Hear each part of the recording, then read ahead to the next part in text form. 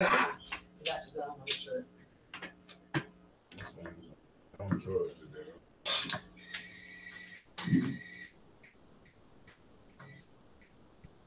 Okay. Thank you, Father God, for another day, another night. Thank you for waking us up this morning. Thank you for all your blessings. Forgive us for all our sins, known and unknown. Bless those who are less fortunate. Father God, we just want to thank you for your mercy. Because there are people with eyes who can't see, legs but can't walk, mouths but cannot talk, ears but cannot hear. They have hands but they cannot take care of themselves. And by your mercy, that be not us. And we thank you for these things. We want to thank you for the things that we may take for granted on a day-to-day basis. Father God, we ask that you heal the sick. Touch the wounds of the nursing mothers in Israel. Touch the men, build them up, gird them up in your spirit, that we may be able to come back into the nation and to take our rightful places and rightful seats in this walk. Father God, we just want to thank you. We pray for understanding. We pray that you give us understanding of thy milk, of thy precepts, of thy strong meats. Father God, we thank you. Father God, we ask that in all things we show honor unto thy name, that we glorify thee in our walk. But Father God, forgive us for our shortcomings and our short times, because we do fall ill in the midst of this wicked captivity, in this wicked land, the daughter of Babylon. We ask that you redeem us and come and get us from this God-forsaken place. In your Son Christ's name, we just want to thank you for the abundance of all things, for the food, for the drink, for the shelter to cover shame, for the clothing to cover us. In your Son Christ's name, for the glory of all things, we give you prayers in abundance. In your Son Christ's name. Amen. Amen. All right, brothers, face the daughters, face the women of Zion, to the beautiful mothers, daughters, sisters, aunties. We say shalom and happy Sabbath. Shalom. Shalom. Happy Sabbath. And women say Shalom and happy Sabbath. let's get into it. Oh, shit.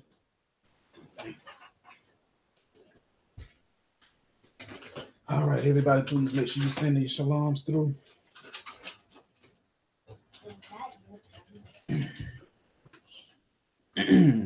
All right. Shalom, shalom, shalom. All right, we back in the building. It says we only got 2 viewers, so I know y'all ain't following orders. Now it says 3. I guess the only one ain't following orders is me. Let's see. All right, 4 viewers. All right. I see y'all. I see you. I see you. All right, everybody's back in attendance. Glory to the Father. All right, today's class is entitled what?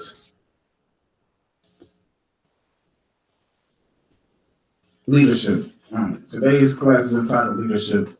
Now, this class is going to edify the nation, but it's also going to edify us in here. Now, for those who were here, you know that this morning when I woke up, I was saying my mind was blank. I couldn't think of a topic to touch. My mind went blank this morning, man. I was really, stressing. Well, we gonna have a Sabbath class today. And I sat back and I reflected on some things. And what I had to do is I had to take it back to my days in the truth coming up, like before One Nation was even in existence. And I added it in with certain things, right? All right. So now, with all my experience, like in the truth, I went to a couple camps before I even thought of starting One Nation. And in all these camps, I noticed one thing that was similar. It was leadership. But I want y'all to understand, not in the sense that what y'all think I'm saying it in. And as we go through the scriptures, y'all gonna see what I mean. So now, leadership. If one desires to be in leadership or a leader, something you must understand first How do you get there? Titus chapter 2, verse 7. Titus chapter 2 and verse 7.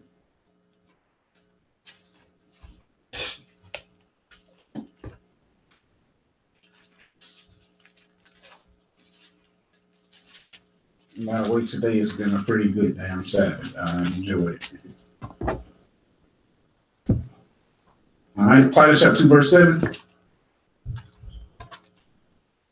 Titus chapter 2 and verse 7. In all things showing thyself a pattern of good works. So it says, in all things show thyself a pattern of good works. And doctrine showing uncorruptedness. And doctrine showing uncorruptedness. Now, so now, what does it mean, uncorruptedness?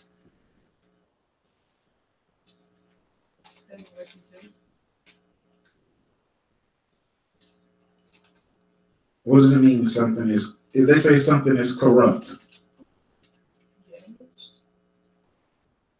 Okay. Anybody else want to correct? Defiled. Evil. So if something is uncorrupt, what does it mean? Good. All right, we'll touch it in a second. All right, you got something? I was just gonna say untempered. Okay. Read on. Gravity. What does gravity mean? Should gravity be like gravity down center to the earth? No. I want no, not in that term. In the Bible, when it says gravity. Being grounded. No. All right. I'm gonna plug it all in a second. Read this verse on the top again. In all things showing thyself a pattern of good works, and doctrine showing uncorruptedness, gravity and sincerity. Gravity and sincerity. All right. So now, sincere means to be genuine or honest. Gravity means seriousness.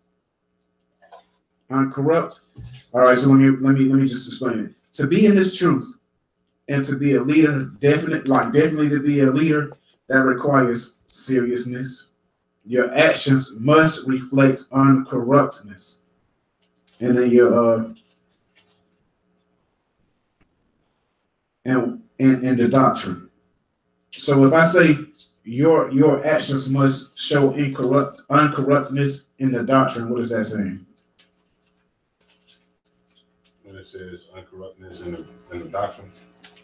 Your actions must reflect uncorruptness. You in this truth, when you walk in this truth, if you really part of this truth, your actions need to show uncorruptness. What does that mean? Like showing good things, like with the scripture, like being behavior at all times. Yes, but I'm trying to get y'all to say it a certain way.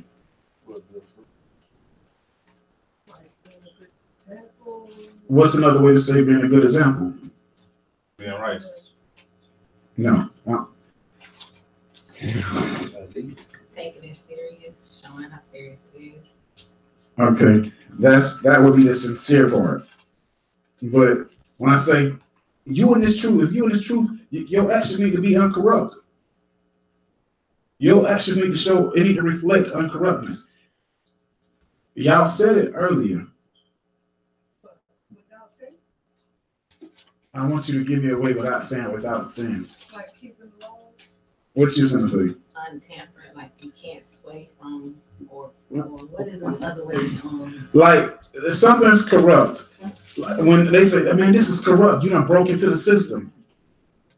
They done damaged the files. They done tampered with the files. So if your actions are uncorrupt, it means it's not outside of the doctrine. The reason I wasn't taking y'all answers because it wasn't like the answers was wrong, but it would be too hard to understand to the average Negro. That's the reason why I kept saying, no, give me something else. Y'all get what I'm saying now? Basically what I was trying to say is simplify it. Y'all answers was right, but I wanted y'all to simplify it. All right. So when it says that in all things show thyself a pattern of good works, uncorruptedness, meaning show a pattern of good works and don't be wavering. That way it don't, when somebody else see it, they're like, oh, we can do that, and it's actually wrong to do. That's a good way to put it too. That's a good way to put it. All right. So it says, to be a leader definitely requires you to be serious. Your actions have to be uncorrupted, meaning it can't be an action that will corrupt somebody else's walk in his truth. When you're in leadership, you have to also have a good sense of judgment. I'm saying this situation arises, you deal with this one wrong. This situation arises, you dealt with that wrong. This happens, you deal with this wrong. That happens, you show that you're not really, you don't fit the criteria to be a leader in leadership, because remember that could be a form of corruptness or corruption or corruptness. You can corrupt somebody's walk with wrong judgments. And then it says, but the point is, show thyself, show a pattern of good works. You know what I'm saying? Show a pattern of good works. Now, if you're serious about this, watch that. You hear that? Keep squilling. I know I'm not tripping. I'm going to say every time you talk, though. Shalom, shalom. Yeah, all right. So, and it says, show thyself a pattern of good works. One of the main ways you're going to show a pattern of good works is what? By how you do things. Remember when I said seriousness, sincerity? yeah. Because you have to be completely sincere to being a leader. Now, let me see if I back the mic up some. Shalom, shalom. Can y'all hear me? All right. Watch this. Go to Colossians 3:23. Next scripture. Colossians 3:23. Shalom to all the online guests. If you don't mind, shalom me back so I can see who you are that's watching the class. I get a water. Water, please. Colossians chapter 3 and verse 23. Colossians chapter 3 and verse 23. And whatsoever ye do it heartedly. All right, so and part of being in leadership, it says, and whatsoever ye do it heartedly. And whatsoever you do it heartedly. Now, I'm asking questions today. That's why I'm doing it like this. All right. Read that scripture again. And whatsoever ye do it heartily, as to the Lord and not unto men. Right. So whatever you do, and whatever you do it heartedly. What does that mean? Just that part. Do it wholeheartedly. Give me another way of saying that. Be sincere. Be serious about it. Okay. Somebody else? That's the ability. Give it all of you. When you do something, do it heartily. Do it without you put your whole mind into it. You put everything into it. You're not just doing it because somebody said to do it. Whatever you do, and remember, this is talking about in this truth. Whatever you do it heartily, as unto the Lord. If you in leadership, you better do this thing as if you leading for the Most High, because you are technically. Whatever you do it heartily as unto the Lord, not unto men. Man, guess what? You got an order that's given. You fulfill that order like it came from the Most High. Forget about the fact that a man said do this or a man said do that. If you take task in this truth, whenever you're doing something, you better do it as if you're doing it unto the Lord. Whatever you do it heartily. If you're going to fringe, you better fringe like you fringe in the Most High's garden. If you're giving judgment, you better remember that the judgment you're giving is like you giving a judgment and you thinking the Most High. You better make sure that judgment you're giving, the Most High is going to approve of that judgment.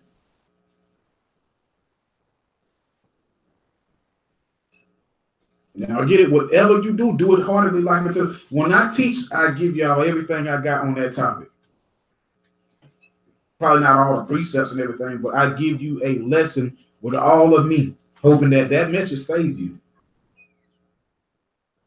Whatever you do, do it heartily as unto the Lord. And if you're in leadership or a leader, to be a leader, if you in this, I'm gonna put it like this, even in this truth, you better do it because you're doing it unto the Lord.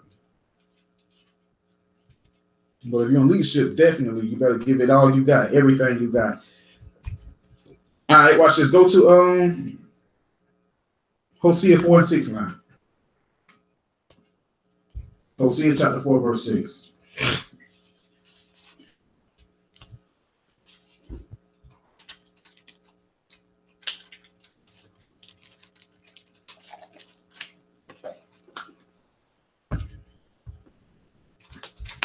Hosea chapter 4 and verse 6. Hosea chapter 4 and verse 6. My people are destroyed for lack of knowledge. All right. Sister Dara, what does that mean? My people are destroyed for lack of knowledge. Uh-huh. Not wanting to read and take it. You hit it on the back end. What is knowledge? Right. What scripture tells me that? Sister Sanaa, can you help? Can you help? Oh, she hit a different one. I was looking for another one. Let's go with the second one. Give me Malachi 2:7.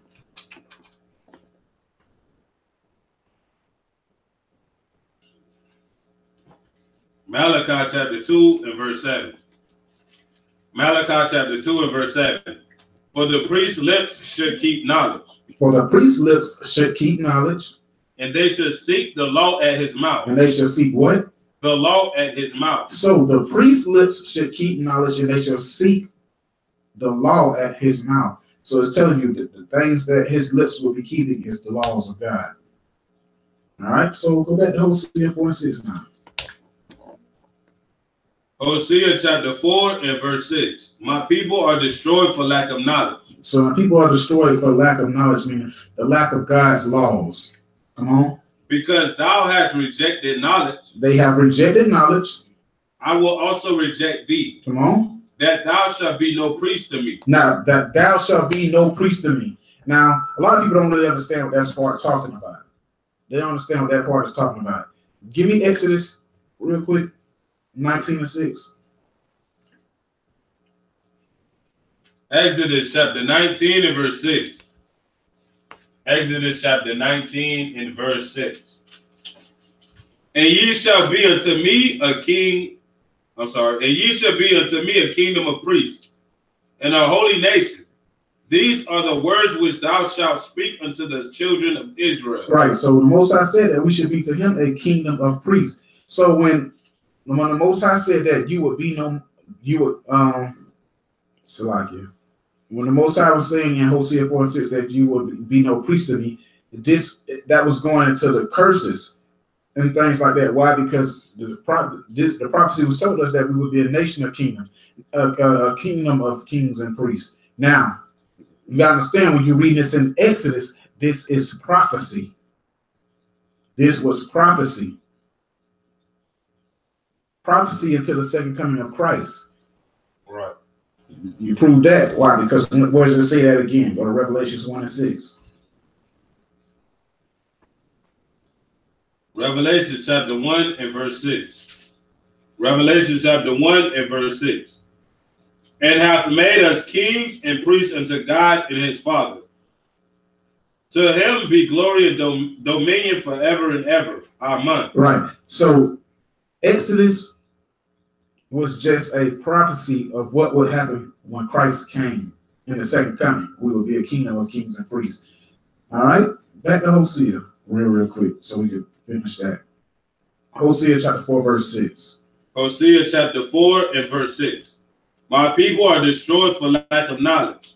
Because thou hast rejected knowledge, I will also reject thee, that thou shalt be no priest to me. Seeing thou hast forgotten the law of thy God, I will also forget thy children. He said, I will also forget thy thy children. That goes back to the king and priest. You will be no priest to me. So God was saying I was going to forget y'all and y'all children. Is that it? Yeah, that was it. All right. So now, priests would rule the nation. Priests is equal leadership. There will be no priesthood. So now, here's the point. Let's go on. Let's move on. Let's jump to Revelations chapter 7, verse 4. Revelations chapter 7, verse 4. Revealings chapter 7, verse 4. Revelation chapter 7 and verse 4. Hold it. Drop it. Revelation chapter 7 and verse 4. And I heard the number of them which were sealed. Come on. And there were sealed 144,000 of all the tribes of the children of Israel. Right, now that's the point. Everybody, when you go to Israelite schools, when you watch this, like every brother wants to be a part of 144K. Yeah. Every brother, I hope every brother is aiming to make the 144K. You want to know why? Because the 144K is the leading body or leadership in the kingdom of heaven. Right. The 144K, 144,000, that's nothing but men. And those men are going to be the ruling government in the kingdom of heaven. Everybody, you got to say, everybody wants that. Everybody wants that leadership. But how? So it's like this. That's the leading body or the leadership in the kingdom. So if you want to be a leader there, it must start here. It must start here. So how you gonna get there though? How? By remembering. Show thyself a pattern of good works, and all the things that you do it as if you're doing it unto the Lord. But the problem I see when it comes to being a leader or in the leadership is this. Let's look up the word leader. We're going to look up the word leader. I want to read the definition. I'm going to type in leader.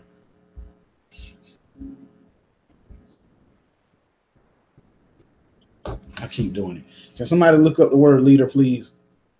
Oh, never mind. I get it.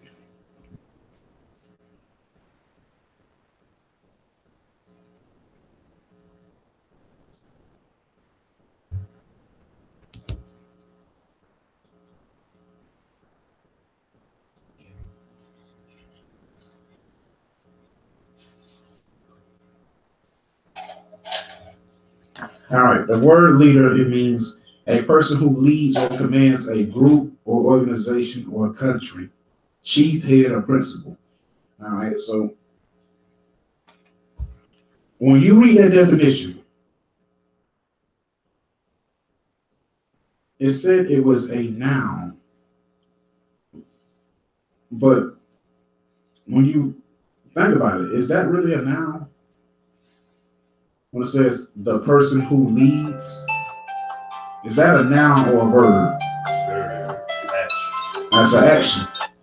The reason why I wanted this is because it titles it as a noun. Why? Because I want to see who can read what I'm saying before I say it. Remember, a leader, by the definition, the person who leads, that's a verb. Here it has written down as a noun. What is a noun? You know what a noun is? What is it? A noun is a person, place, or thing. Say it loud. A noun is the name of a person, place, or thing. Say it louder. A noun is the name of a person, place, or thing. Right. A noun is a person, place, or thing. So now, can somebody tell me why? What I'm about to say before I say it. When it says, why would they call it? The problem I have is when you read the definition, it's a verb, but they call it a noun. A noun ain't nothing but a person, place, or thing. Tell me why am I stressing those points so hard? But it can't be a leader. In other words, everybody wants to be a leader. Why not? Because they ain't taking the action to be a leader. Bingo. Bingo. Let's do it. Let's look up leadership.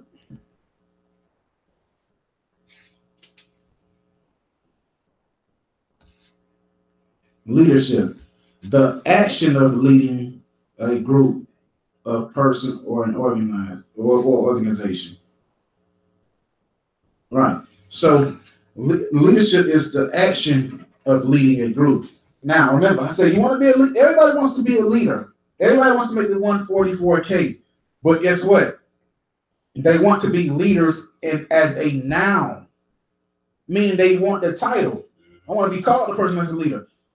But I don't want the goddamn responsibilities that come with it. The actions, the works. To be a leader or in leadership, it takes action. You are a verb. You have to be a leader by a verb. Action words, action. You got to be doing the works of a leader.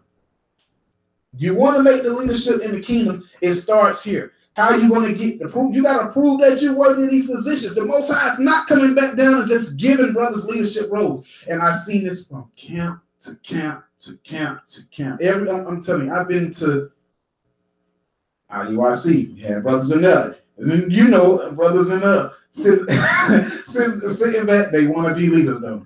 I'm trying to get that promotion. I ain't doing a damn thing. I don't want to get to calling camp names out because I don't want no camps to be offended. LOZ, light as I am. Brothers ain't doing crap. Want to be leaders. I don't know if I should keep calling because somebody might see this and get offended. Well,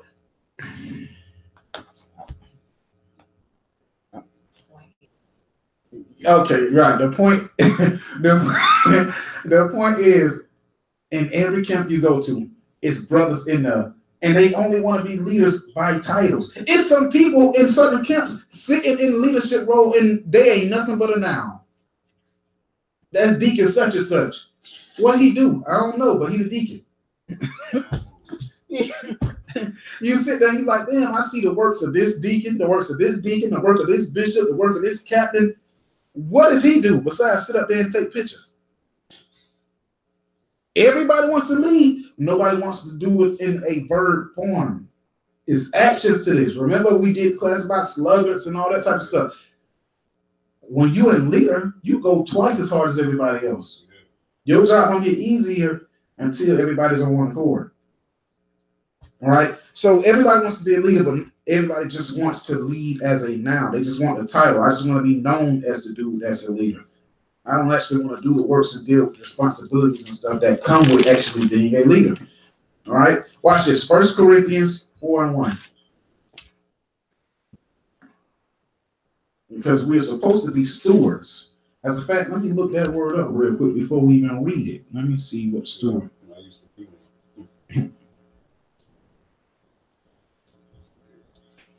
Let's see what the word steward means.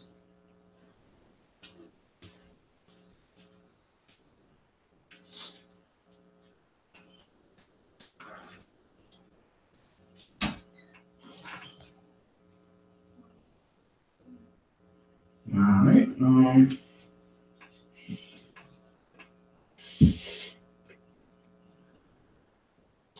I used to be here.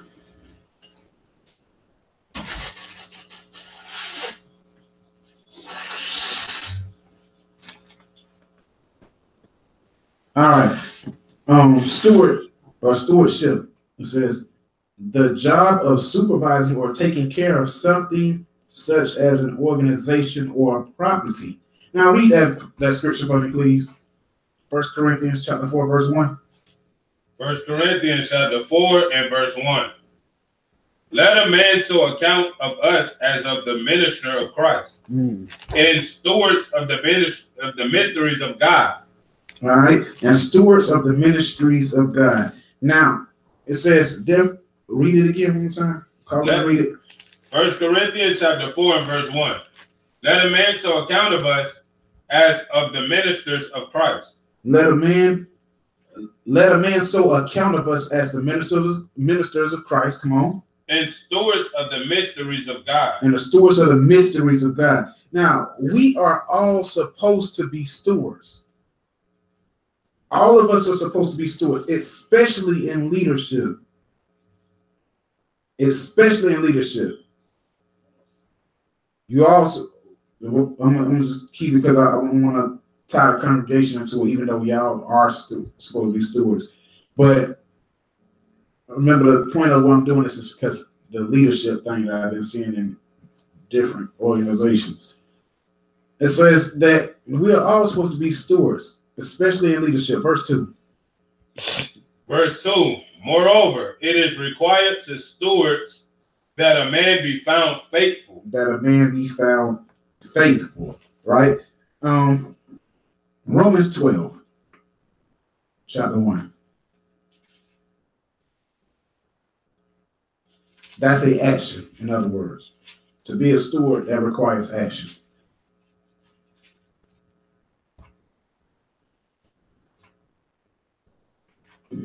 Romans 12 and 1. Romans chapter 12 and verse 1. I beseech you, therefore, brethren, by the mercies of God, that you present your bodies a living sacrifice, holy, acceptable unto God, which is your reasonable service. Is your reasonable service. Reasonable service. Service equals actions. Service equals actions. When it says that's your reasonable service, it's letting you know you owe a service. You owe a service to the Most High. If you want to present yourselves a living sacrifice unto the Most High, you owe the Most High God a service. You owe your brethren a service, especially them in leadership. Watch this. Read on.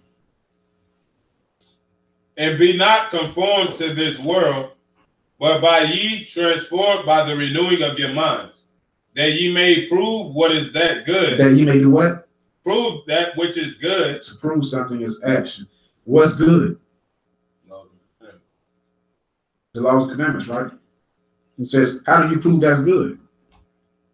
You got to do actions to prove it. What action would you take, though? Prove that's good. Mm-hmm. Your examples. You didn't even get it for me. Romans 7 and 12, okay. So that the laws and the commandments is good, right? So how do you prove that they good?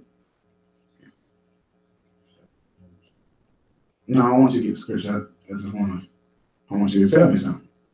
You say that something is, if I say this food is good, how do I prove it's good?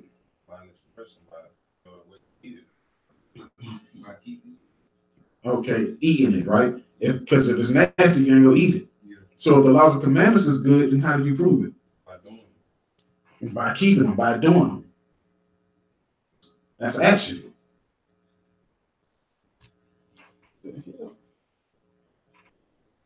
You know, I hear a radio playing in the back of it. All right, so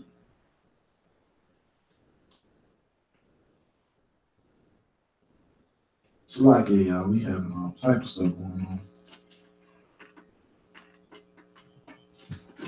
on. Slow. All right. All right. So now, how do you prove what's good? You say the law and commandments is good. How do you prove that? By doing them. If it's good, you'll be doing it. All right. And so once again, laws and commandments good. How do you prove that? By doing it. Everybody wants to be in leadership. Everybody wants to be a part of the 144K, but nobody wants to do the work. Nobody wants to work. Nobody wants to do the works of the leadership. Let's give it titles, because I'm talking about the 144K. If y'all haven't really caught on to what I'm saying about leadership, I'm actually talking about 144K. Everybody wants to make that number, but nobody wants to do the work that's required to get that position. Everybody wants the title. Nobody wants the work that comes to get the honor of that position. Watch this. Go to Matthew 23 and 11. I'm going to try to make this as fast as possible today. So y'all ain't got to. Matthew 23, verse 11. I'm going to try to make this as fast as possible today. Y'all won't have to hear my annoying voice that long.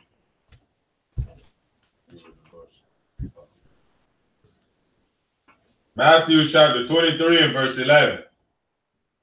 But he that is greatest among you shall be your servant. Right. Now, can somebody tell me why I pulled that? Reasonable servant. Somewhat. People not doing the work expect to be the 1K. He's not gonna call them forth if they're not showing the works. Okay, but read that verse again. It's certain part. Remember, I said everybody want to be the leader. Nobody want to do the work of the leader. Read that again. But he that is greatest among you shall be your servant. Stop right there. Now, who can tell me why I pulled that? As a leader, he gonna have to do most of the work. Somewhat. Yeah. Because it's saying the person that put in the most work or that's putting in actions and showing has qualities of a leadership. I want y'all to understand. It's a word there that I want y'all to harp on. Read it again. But he that is greatest among you shall be your servant. Shall be your what? Your servant. Why did I pull that? Everybody wants to be in the 140K, 44K. Everybody wants to be in leadership, a leader. Scripture say, whoever is greatest among you shall be your servant. Right. Why would I pull that? So the greatest got to do the work. If you call yourself a leader, you're gonna have to do the work, like the stewardship. Somewhat, I'm still missing it. It's in the service. That's the point I'm trying to get y'all to see. Yeah, like doing what they gotta do to bring us all in. Okay, what is a servant? A servant is gonna be Somebody that's doing for us. Somebody that serves. Do for us. Right. So if you want to be a leader and leadership, you got to serve. You got to service your people. You know what I'm saying? The serve. How many of y'all see people that's in leadership and the only thing they do is give orders? They do no serving themselves. No serving.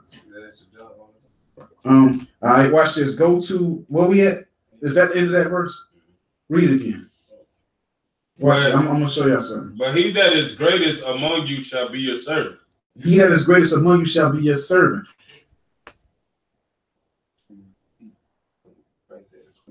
Right. He was a servant to his people. Right. But I'm gonna tell you, I'm gonna show y'all another way, because being a servant don't mean I'm gonna come and wash your floor. Don't mean I'm gonna come and wash your dishes. When I say the reason I put it like that because I want you to think about the way I said it before I had the verse pulled. I said everybody wants to be a leader. Everybody wants to make 144K. Nobody wants to do the work. Then I went to the scripture and say, "He that is greatest among you shall be your servant." What you got to understand is, to be a leader, it is a work. It is a service. Service. You have to provide a service to the people. It is a lot of work. I'm going to get to you for another way. Nobody wants to be a servant, but you want to be a leader. I'm going to let you understand like this. I am a servant. Do you realize how much that takes out of a man to prepare a class regularly? You know what I'm saying?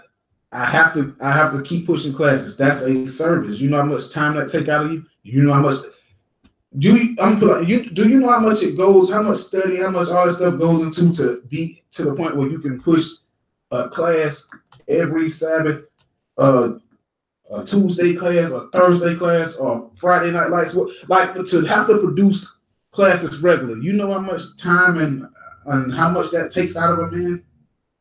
Watch this. It says to be a servant. Do you know how much it takes to prepare classes regularly? Do you know how much it takes to deal with almost every issue that arises? It's you dealing with issues that always arise. Every issue that arises, you got to be on it.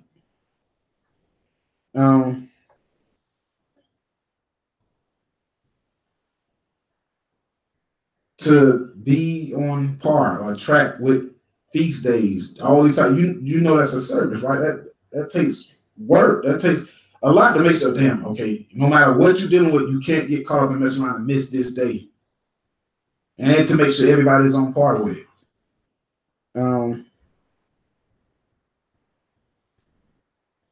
You know, what about the money that it takes to keep this thing functioning, everything that goes into it.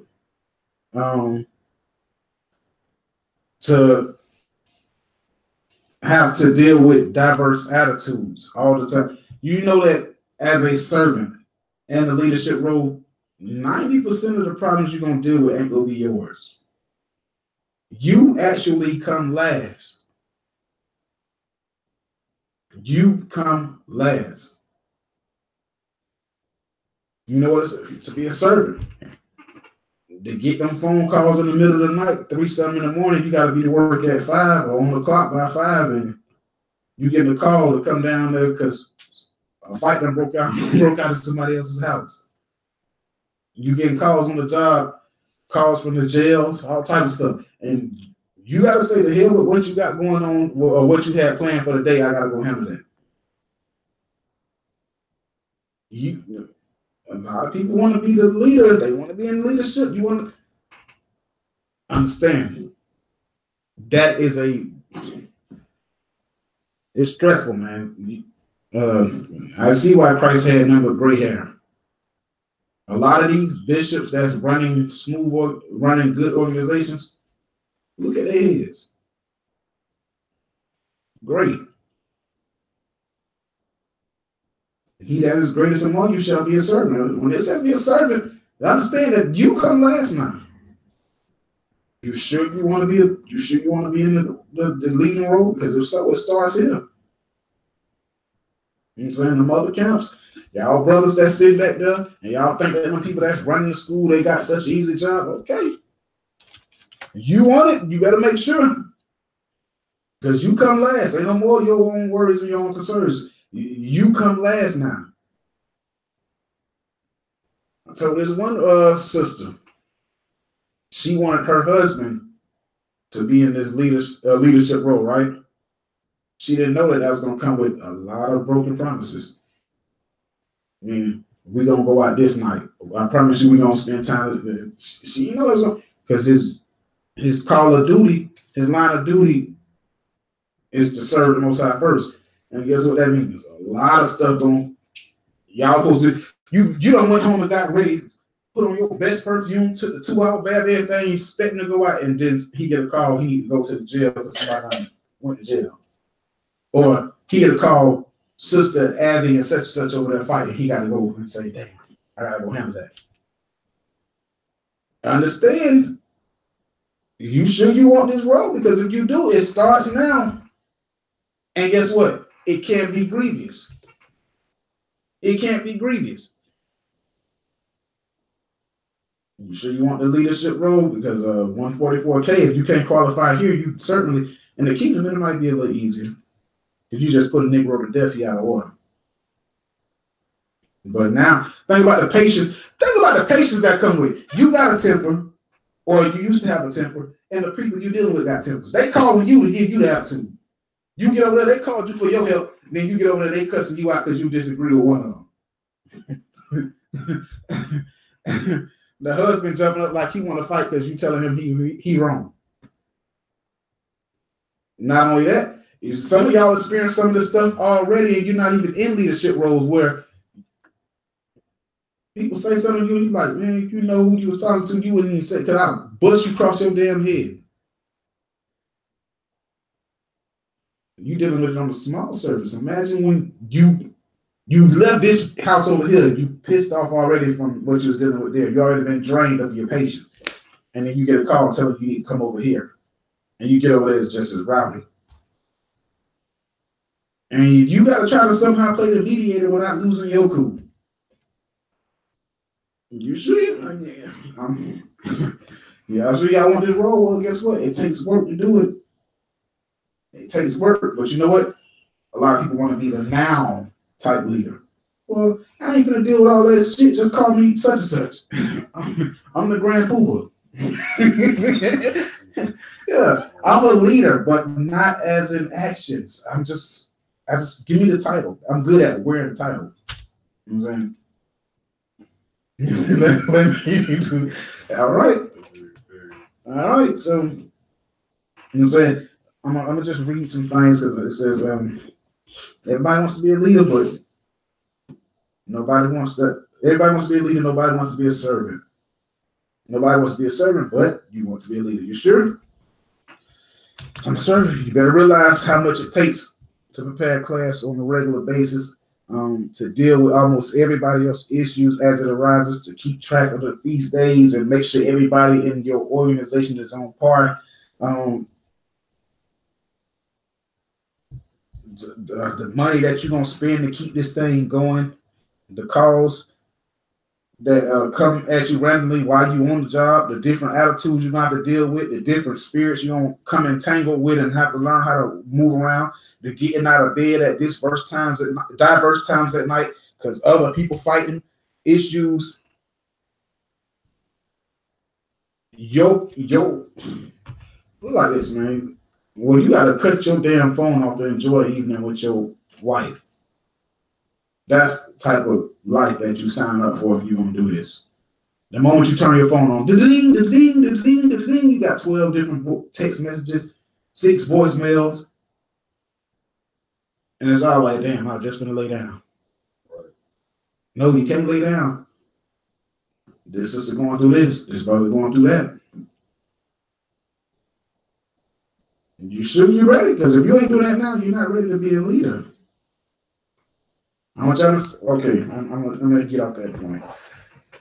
Like, if you look at it, when you become a king, you have to try to provide a service for everybody in the kingdom to make sure everybody happy. Right. You're over the treasury. You're over the way that people eat, portionizing everything. Right. Because you want to know what happens? Why can't, now he's the king. Tell me why the king can't say, I don't give a damn if they unhappy. There'll be an uproar in that mother. Man, overthrow him, right? That uproar. You put it like this. You sitting in the high seat, you done pissed it. The people off.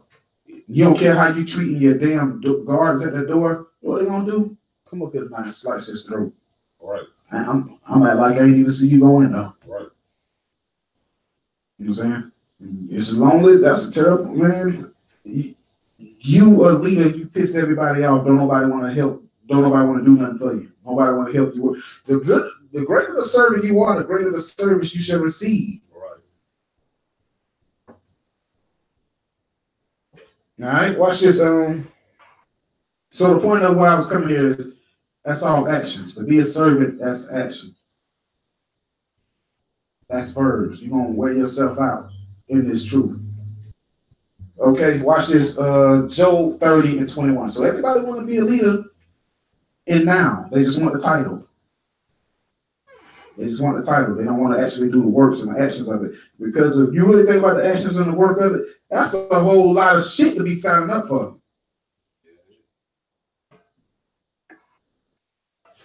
But those who have never actually tasted a piece of the leadership role, they will never have a clue how much goes into it. And then imagine now, when you second in command, how much work is that? Yeah, that's a lot of work. It's a lot of work. Because not only do you gotta maintain a certain state, you know what I'm saying? You also still have to take an order. Now you got, so if you have to actually take an order, now, okay, you sit in second command, you sit right up under me, right? Not only am I looking at you requiring for you to do excellence in what you got to do,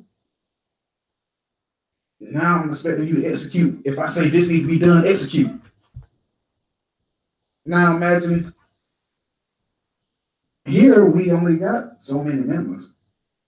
So that's all you have to really execute it. Now imagine, okay, you take my head role, you take my position, and now it ain't just here. Now you out there. You know what I'm saying? When you done sat, when you done sat in front of the camera, as much as me putting out all the classes on Entangled with all these different brothers in Israel, it's totally different task because you get calls from brothers from other camps that got issues and they want to hear what you got to say. You got brothers that call you and say, man, when you brought up that scripture, but you should have did this. Let me show you this. I say, man, bro, the class got through. So what? Shut up and listen. All right, bro.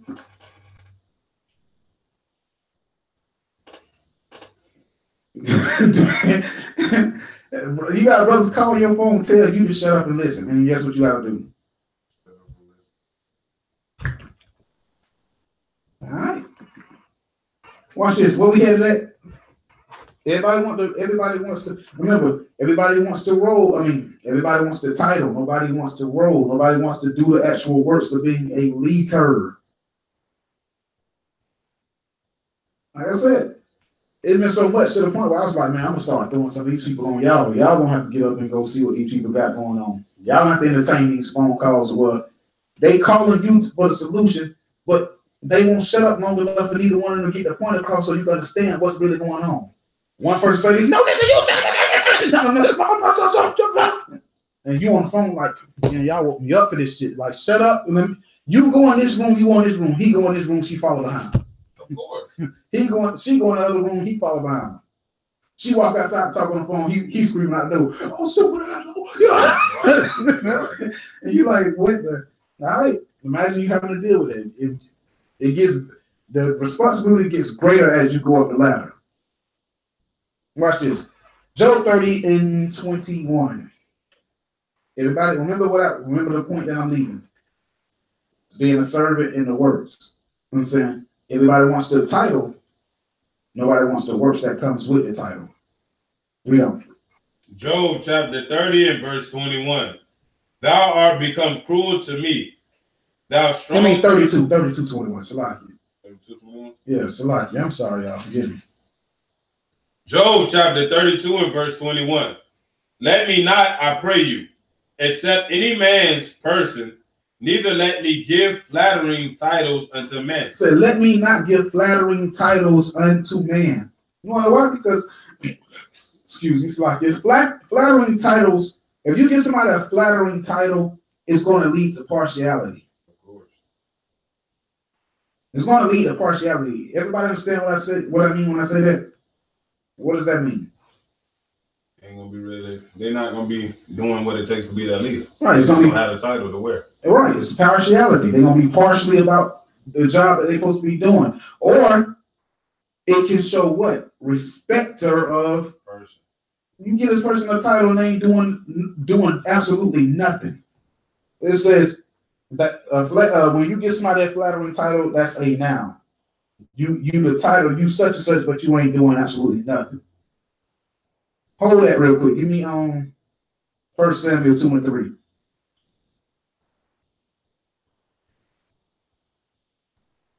First Samuel chapter 2 and verse 3. I'm trying not to annoy y'all with my voice too much longer. I'm just trying to get to a certain point. First Samuel chapter 2 and verse 3.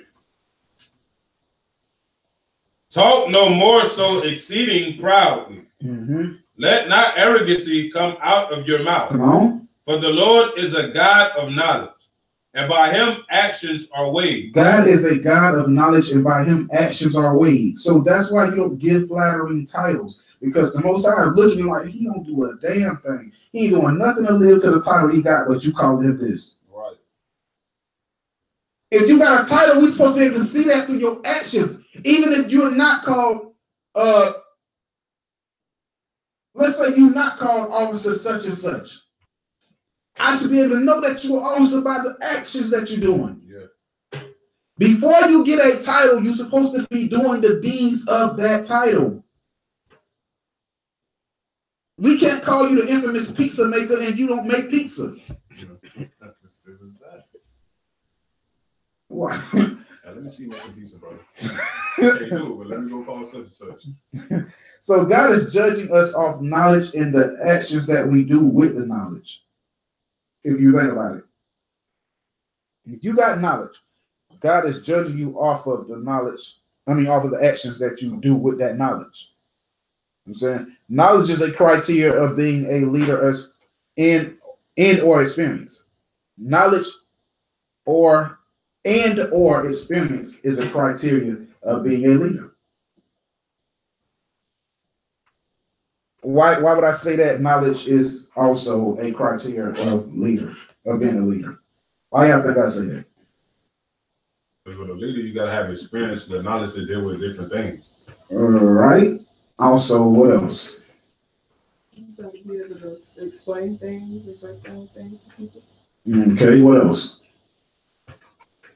There's something else that goes with being in a leadership role.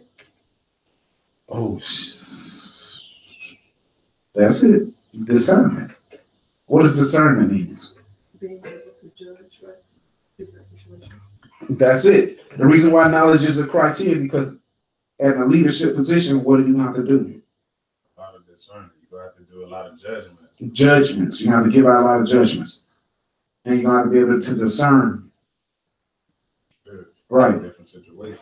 Right, because let's go like this. Let's go like this. When you go to a situation, let's say you get a call. Let's say, oh Lord, hello. I done shorted my mic out. I just accidentally broke the damn cord off. Shalom. All right. So when you get a call, right, and two people fighting, Yeah. especially couples, do you think either one of them gonna tell you the whole story? No. The person that called you first is normally gonna do what? Try to get their side of the story out. Give you their side of the story. You gonna hear both sides, but both of them gonna be talking from their own side. Right. You have to be able to discern, okay, what's going on here? I hear your piece, I hear your piece. Both of y'all just talking in defense. You gotta be able to discern to get right to the root of, okay, this sound like this happened first. Then this is a trend. Then, you know what I'm saying? You gotta be able to discern that thing. And only, when you be able to discern it, you gotta be able to what? Render the judgment. Right. That's due. That's a great example because it's just like keep going back to him because he had to do it a lot too, like King Solomon with the baby situation. Yeah. He had to have. I should have added that history to this class.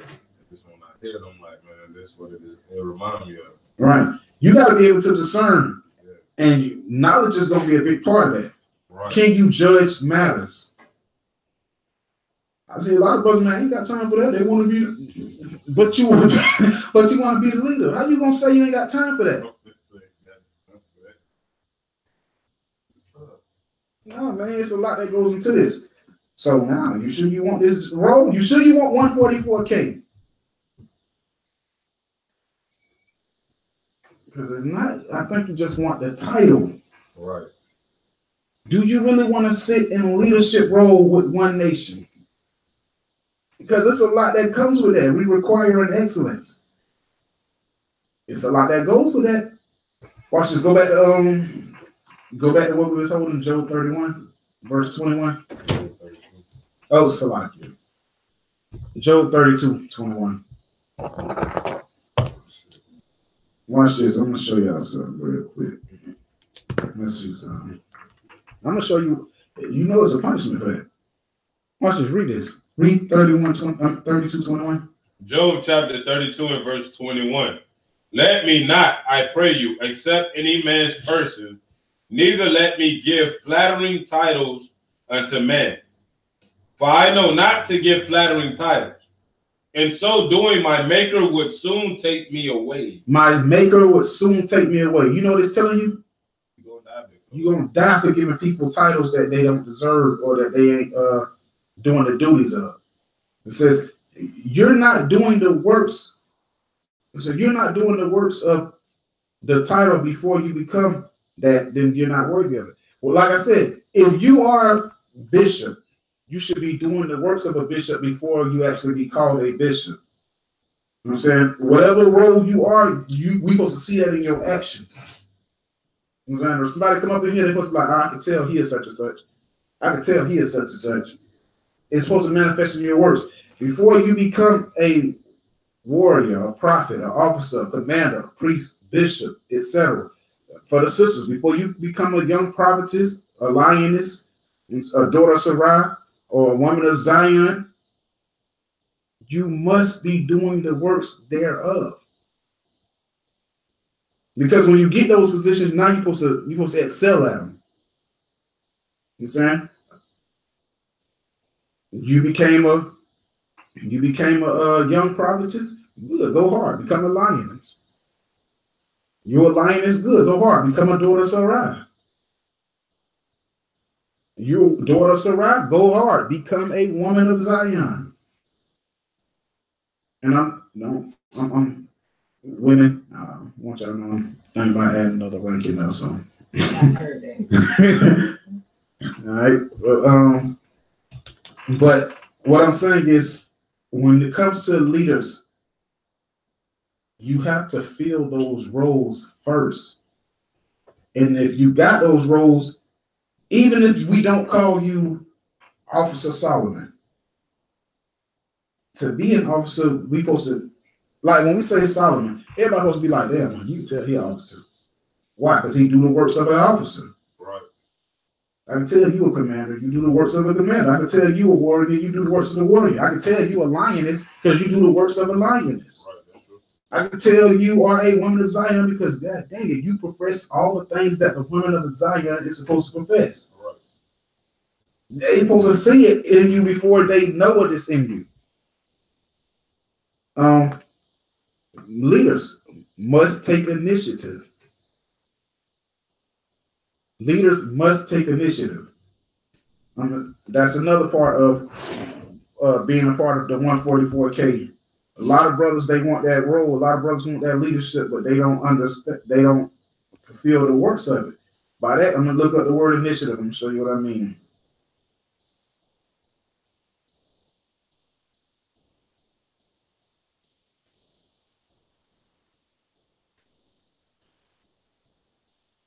Initiative. The power or opportunity to act or take charge before others do. The ability to access and initiate things independently. In other words, for lack of better words, what this is telling you is that when I say that you leaders are supposed to be able to take initiative, it means you see something wrong, you take the initiative to fix it without other brothers saying anything. Before somebody else points it out. To be a leader, you want the leader role, you have to be able to take initiative.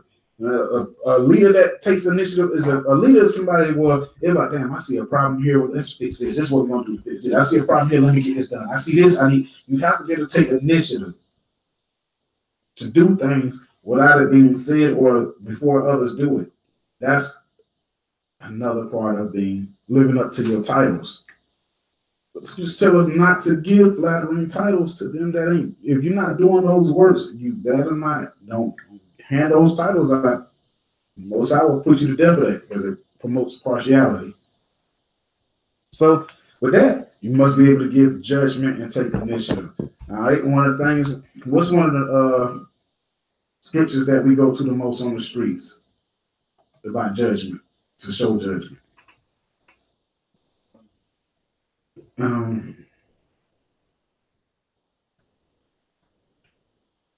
No, I mean like towards like a brother giving judgment to another brother. Show them that transgression. Mm-hmm. From Isaiah 58:1. Say it again. Isaiah chapter 58:1. Get it. This is a scripture where you was basically commanded to give a judgment. Isaiah chapter 58 and verse 1. Isaiah chapter 58 and verse 1. Cry aloud, spare not, lift up thy voice like a trumpet, and show my people their transgression. And show my people their transgressions. You get what that's saying? That scripture is telling you straightforward. When it says spare not, what is that talking about? You don't spare no feelings. Don't care about people's feelings. You sure you want a leadership role? Because in the leadership, you can't care about feelings. Yeah. You got to give it like it is. Right. If you let emotions and feelings rule the way that you govern, you are not fit for this. Right. Because you're going to make a lot of bad decisions and you're going to have a lot of times where you probably could have saved people, but you was worried about how they was going to feel, so you didn't do it. Yeah. Scripture say what? Cry aloud. Spare not. Spare not feelings. Come on. Lift up thy voice like a trumpet. Speak loud and bold. Talk like a man. And show my people their transgressions. And show your people their transgressions, meaning their sins. Come on. That's it. In the house of Jacob their sins. In the house of Jacob their sins, then you know this only talking about Israel. The hell with the so-called white man. You can cut them up if you want to, but our job is to tell our people their transgressions. Spare not. Don't care about feelings. And to take it there, and this is not just a, like I told you, I'm telling y'all experiences from things I've seen in a lot of camps before I got to One Nation. And some of these stuff I've seen as we started building One Nation, because y'all know this ain't our first time around. We had a nice group and it dropped all the way back down and then now it's building back up. I'm going to show y'all, I'm going to tell y'all something. And this is happening with a lot of brothers. A lot of brothers didn't have a problem with not sparing feelings and dropping it like it is with everybody else.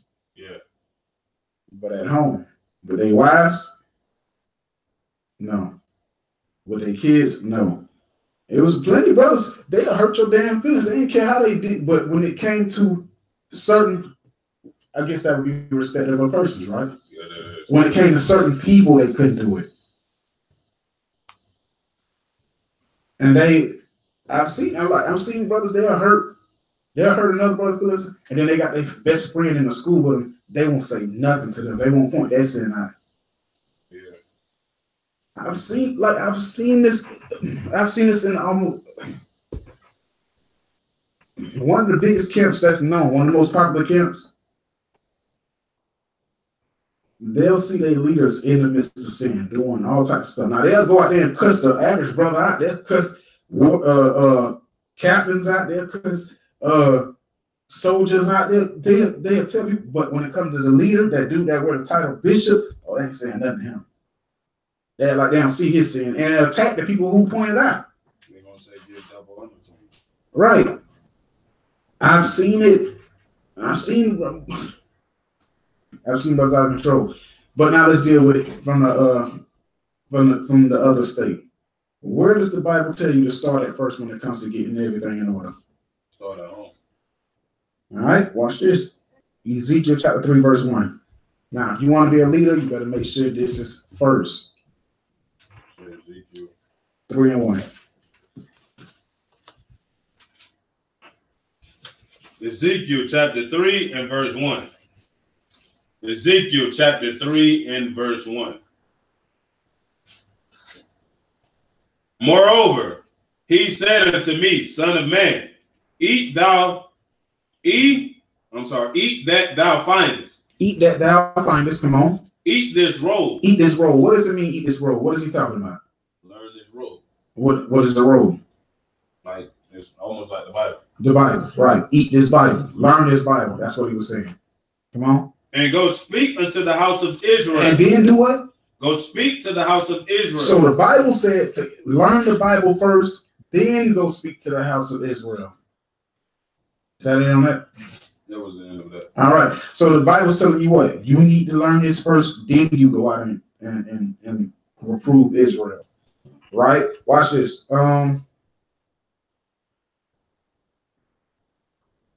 Sirach 37:19. So eat the Bible first, then go speak to the people. Learn the Bible first. Here's the point with that. Even with learning the Bible, beware of this if you're going to be a leader. Sirach chapter 37 and verse 19. Mm-hmm. There is one that is wise and teaches many. I mean, you learned the Bible. You ate the Bible. You learned it. And now you teach it many. And yet is unprofitable to himself. But you're unprofitable to your damn self. Why? Because you don't spare feelings. But guess what? In my household, I spare feelings. When it comes to the bishops, I spare feelings. When it comes now, don't watch this class and go in there and talk to your bishop any kind of way, because it's probably going to end bad for you. It's probably going to end bad for you. What I'm saying is, don't be partial though. Don't be so quick to jump on everybody else, but then when your bishop do something, oh, you don't see that. No, he's sin too. He in the midst of sin. He need to be dealt with according to the scriptures as well. Nobody bigger than good. You know what I'm saying? You go to your bishop and you point out, hey, bishop, the scriptures say this, and you doing that. You know what I'm saying? If he any kind of a godly man, he'll see the scriptures and humble himself and say, you know what? Thanks for catching me. Right. But you know what? If he goes back, no, let me show you something, because you know what you're talking about. Don't even argue anymore. You did your part. Because it's going to end bad for you if you keep going. I guarantee it. All over the internet. All right. So what was that we just read? Oh, sorry, right. 37 and 19. That was the end of it. Yeah, that was it. All right. So now there's one that is wise and teaches many, but he unprofitable to himself. Watch this. Go to 2 Ezra 14:13.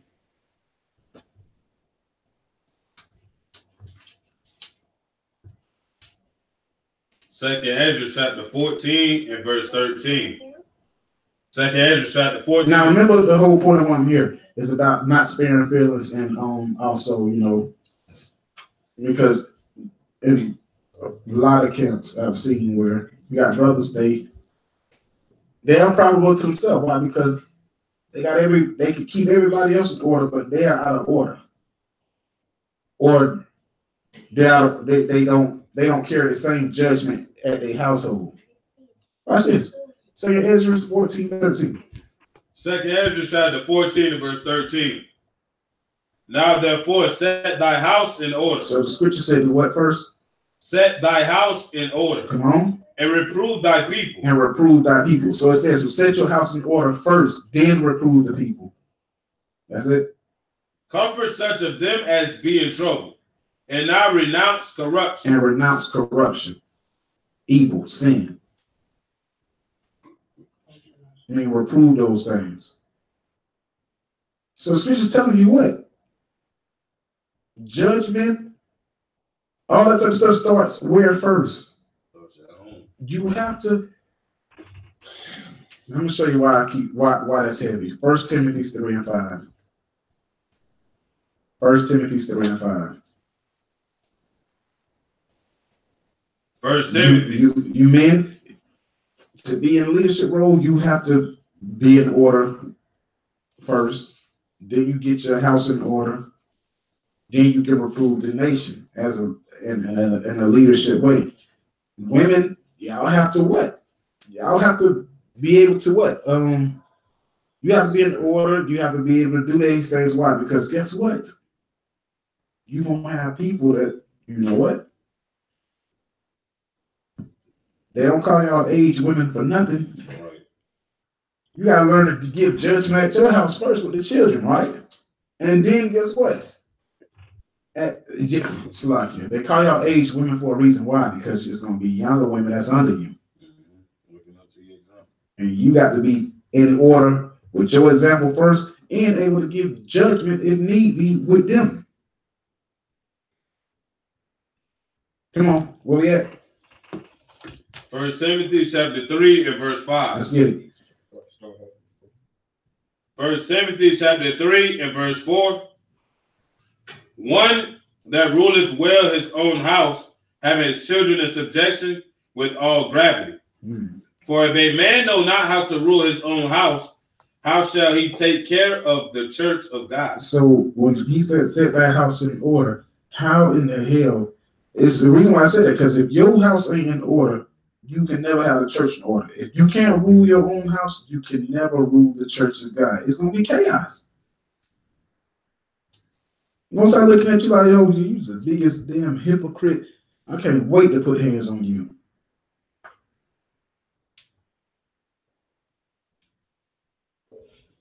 I'm going to hurry up. Like I told you, I don't want to hold y'all too long. All right? Now, watch this. From here. There's one more thing when it comes to being a leader. Every leader at one point must do what? Serve. Serve. What's another one? Before you can lead, you must follow. Before you lead, you must follow.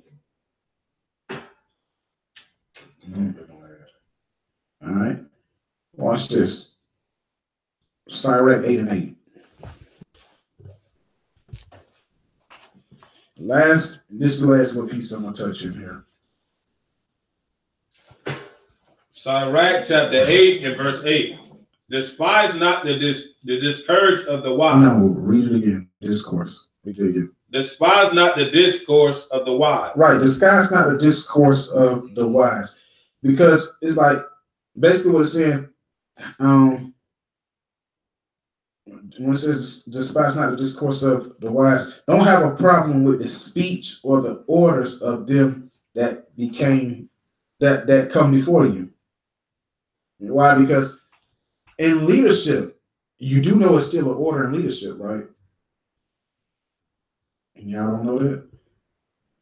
It's still an order in leadership. You know, you go into leader. Y'all didn't know that? I'm asking in general. I'll say yeah. Oh, okay. Okay. So the lead is order and leadership, right? Okay. So it says, despise not the discourse of the wise. Meaning, don't have a problem with the speech or the orders of them that were before thee.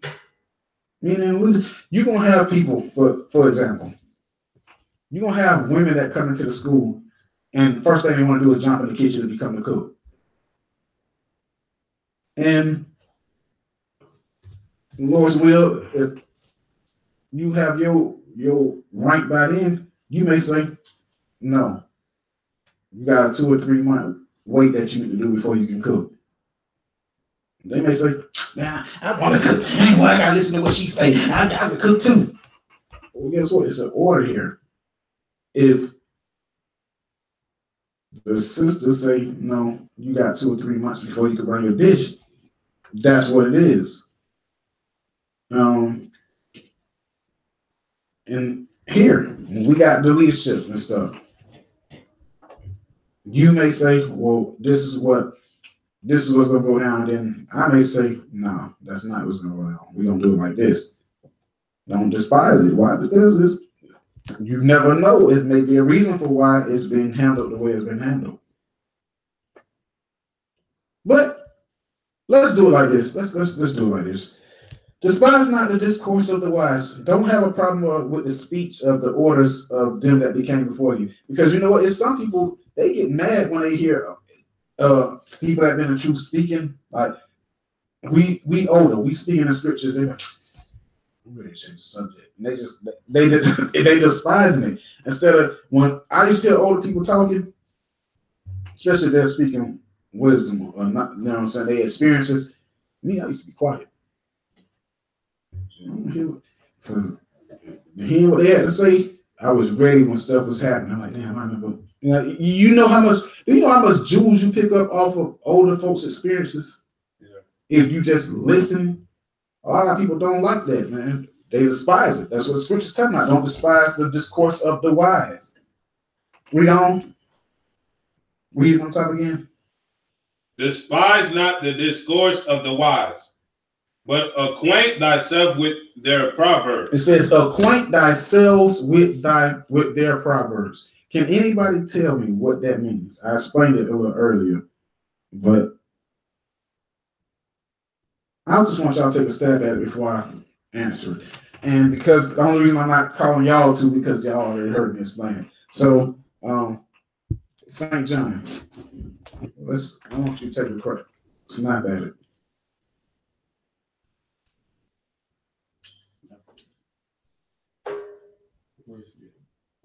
Sirach 8 and 8. All right, so what else will we do? Despise not the discourse of the wise, but acquaint thyself with their proverbs. What does that mean? Acquaint thyself with their proverbs. Proverbs is a wise thing. Uh-huh. So listen to the words that they say. Basically. Acquaint thyself with that.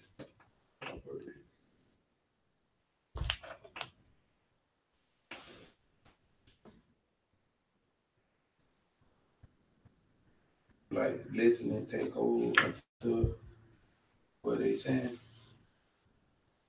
Mm-hmm. All right, so you came around the same note, so you take a stab at it. Get familiar, take heed. So what's being said. I'm gonna do it like I did it earlier. What is an acquaintance? What is an acquaintance? I'm like, if I'm like, that's my acquaintance right there. Somebody who are familiar with. Right, they probably not actually a friend, but so I acquaint with them. You know what I'm saying? So, all right.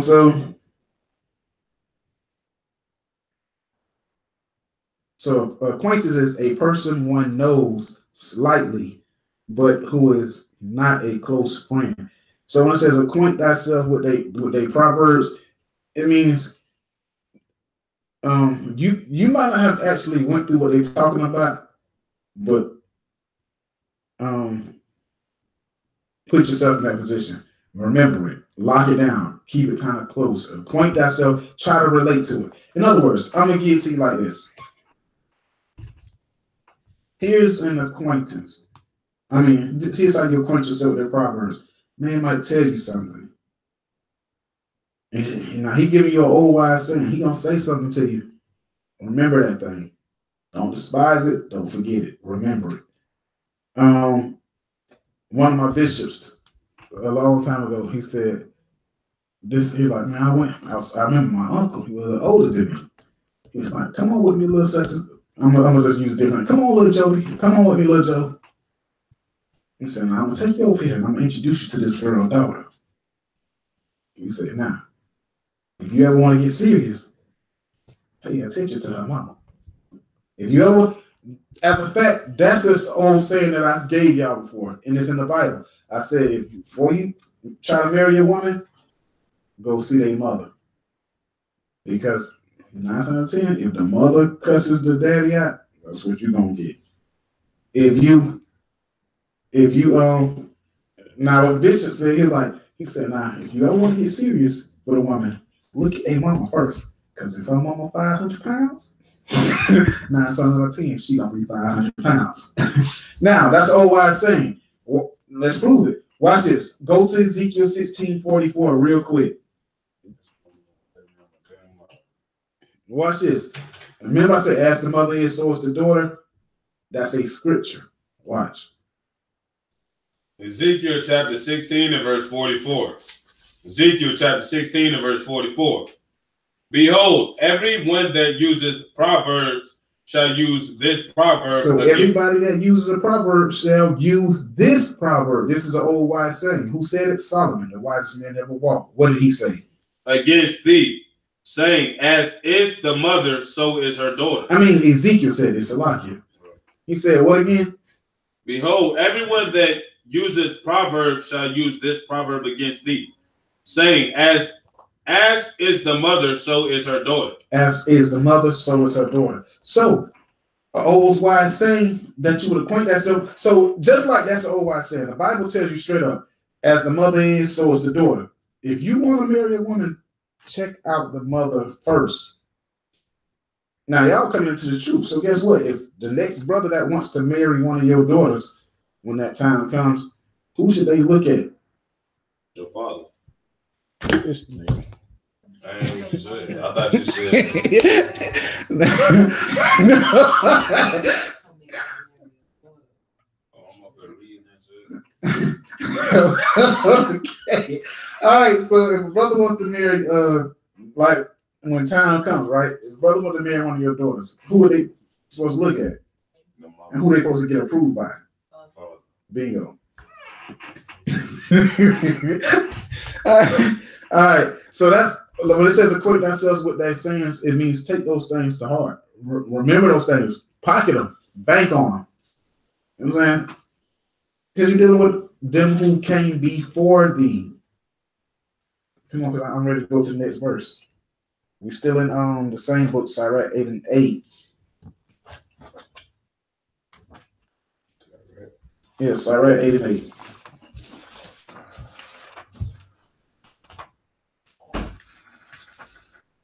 Sirach chapter 8 and verse 8. Despise not the discourse of the wise. Right. The wise would be your elders, them that were here before you.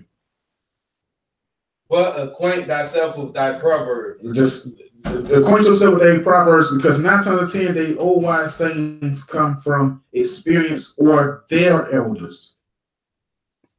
For of them thou shalt learn instruction. You shall learn instructions. And how to serve great men with ease. Right. If you learn how to serve under, let's put it like this.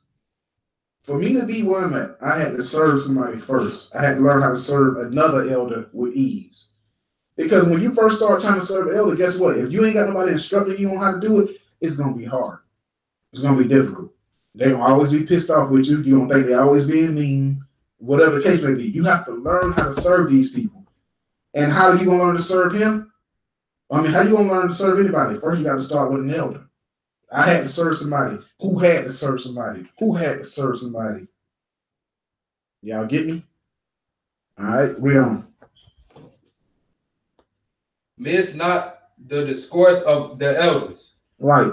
Miss not the discourse of the elder. When you hear the elders talking, do not, that is not the time. Bruh, remember when we was with our elders, when they was talking, our Bibles was open. Pen in hand, ready to catch whatever precept they're going to drop, because we know they're going to drop something soon. And if they did drop a precept, they always drop a proverb. Yeah, all right. Come on. For they also learned of their fathers. That's what I was just telling you. They learned from their elders. And of them thou shalt learn understanding. Yeah, thou shalt learn understanding, and to give answer as need required. That means when you should get understanding. That all comes from serving the elder, and here will be the commander. You know what I'm saying? For the and there's a ladder that goes down, because everybody that gets a position, they had to serve to get there. Now that they there, if you ain't got that position, it's best to serve them so you can learn how they operate. So when you get there, you operate in the same manner. And the people up under you need to do the same thing. Follow you, serve you. Bingo. All right. So now watch this. It says, and give answer when it's needed. Meaning just be quiet. No, just be quiet. You know what I'm saying? Some brothers, they be, they offer, you don't be that I always got a response, brother. Only answer if you need it. Only answer if need be. Watch this. Go to Sirach 32 and 9. Because if you that I always got a response, brother, I got something to say back, this is what you're doing. You're breaking this command here. Sirach 32 and verse 9, I believe. Sirach chapter 32 and verse 9. Last scripture. I ain't gonna hold y'all long. If thou be among great men. Come on, say what? If thou be among great men. If you be among great men, those who are in the truth before you, elders, all those types of things, right? If you be among great men, make not thyself equal with them. Don't make yourself equal with them. You know how people say you ain't. I had a brother say that. He just a man like me. Scriptures say no. You just try to make yourself equal to him. Don't get that spirit on you where you think everybody's just equal. That's not the case. That's why if it was, the scripture would be telling you, make not yourself equal to them. Read it again. If thou be among great men, if thou be among great men, make not thyself equal. Make not thyself equal to them. Now, I'm not sitting here saying that he's not a man. Right. I'm not sitting here saying that he's God. But what I'm telling you is the scriptures let you know that there's men that set in places for reason. They are considered great men. Don't make yourself equal to them. Don't get into a tongue wrestling match with them. Don't go back and forth. Don't think that. Listen, if a wise man or the elder give you an order, fulfill the order, as long as it ain't sin. You know what I'm saying? Don't be the brother that every time an order given to you, a brother be like, okay, I'm gonna have to argue back and forth with you to get this order across. It's just like, yeah, we all are man, but some are in a higher position with more knowledge. Make not thyself equal to great men. You want to know why? Because you're going to say, all right, since you got to figure it out, I ain't going to say nothing. I'll let you fall. Read on. And when ancient men are in place, use not many words. That goes back to what I was just saying about only answer when needed be. When a question is asked, 9 out of 10, you better just get straight to the point. Brothers that have been in the truth for a minute, we hate babbling. We hate babbling. It says, and when ancient men are in place, use not many words. I really spoke when I was around Elder Nathaniels. I barely spoke. The most I said was shalom. Most High Christ bless. They say, y'all got a question? Spit it out. I want to know what this scripture means. That's it. You understand? Yes, sir. That was it. Zabak. Damn, brother, what's up? Shalom. Shalom. Most High Christ. I was wondering if you needed me to do such and such. Yeah, you can do it later. Can you do such and such though? Yes, sir. I learned how to serve men, great men, with ease. The best way to do it is shut the hell up.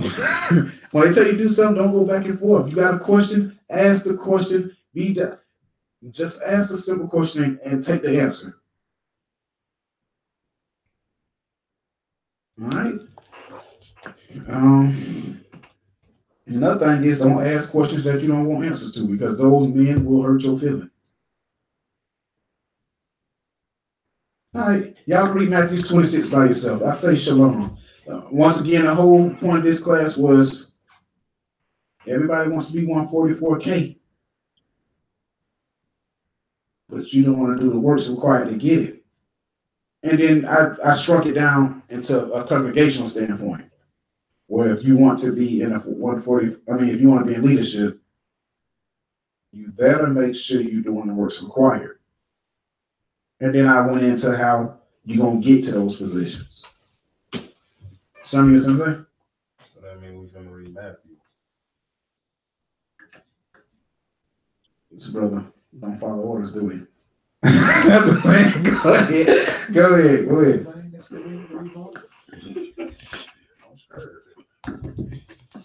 Matthew chapter 26 and verse 6. Now when Jesus was in Bethany in the house of Simon the leper, there came unto him a woman having an alabaster box of very precious ointment and poured it on his head as he sat at meat.